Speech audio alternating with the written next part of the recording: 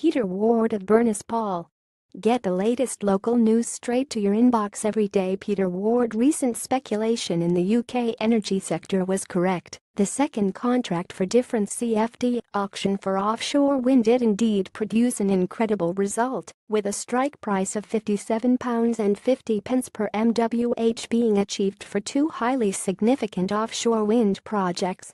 The results released last week by the Department of Business, Energy and Industrial Strategy beis confirmed that contracts for 3.2 GW of new capacity have been awarded to three offshore wind projects: the 860 MW Triton Knoll Wind Farm, the 1.4 GW Hornsea Project 2 Wind Farm, and the 950 MW Moray Offshore East Wind Farm.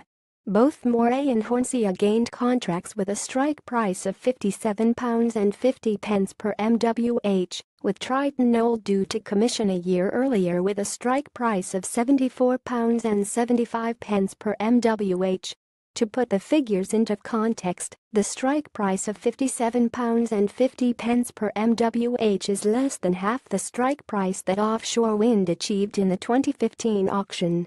For the offshore wind sector in the UK, this is a huge boost, and yesterday's results confirmed that offshore wind, onshore wind and solar are now significantly cheaper than new gas and new nuclear projects in the UK.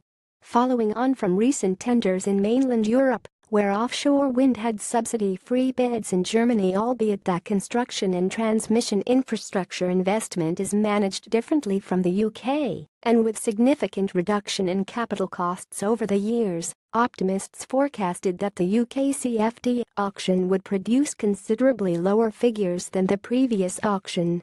Many experts were predicting strike prices in the region of £6,575 per MWh being achieved, with such numbers likely to be considered a huge success. Significantly lowering these figures is startling and will renew calls for the UK government to set out its plans for the timing for future auctions.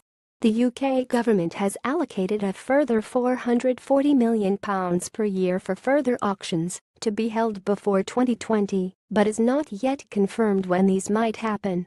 The CFD regime has shown that in a short space of time, that it has been able to encourage developers to successfully lower the cost of energy, drive down construction costs, embrace new technology and innovate within the sector.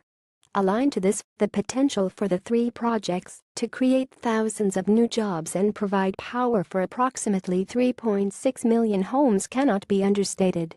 Given the results that have been achieved, it is not hard to recall attending an offshore wind conference in Aberdeen only a few years ago and hear what seemed to be highly aspirational targets of reducing offshore wind development to less than £100 per MWh by 2020.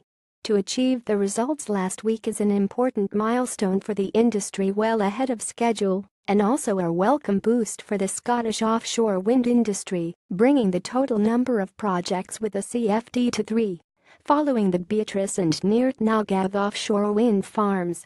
It will be interesting to see where the industry goes from here, as the projects can now progress and the next batch of offshore wind developments take stock ahead of future auctions. How low can a strike price go in future, for example? It will also be interesting to track the opportunities that arise for local communities in the UK supply chain in light of the UK government's overall industrial strategy for offshore wind development. It is to be hoped that, given the size and scale of investment required, a joined-up approach from local, Scottish, and UK government can fully realise such benefits.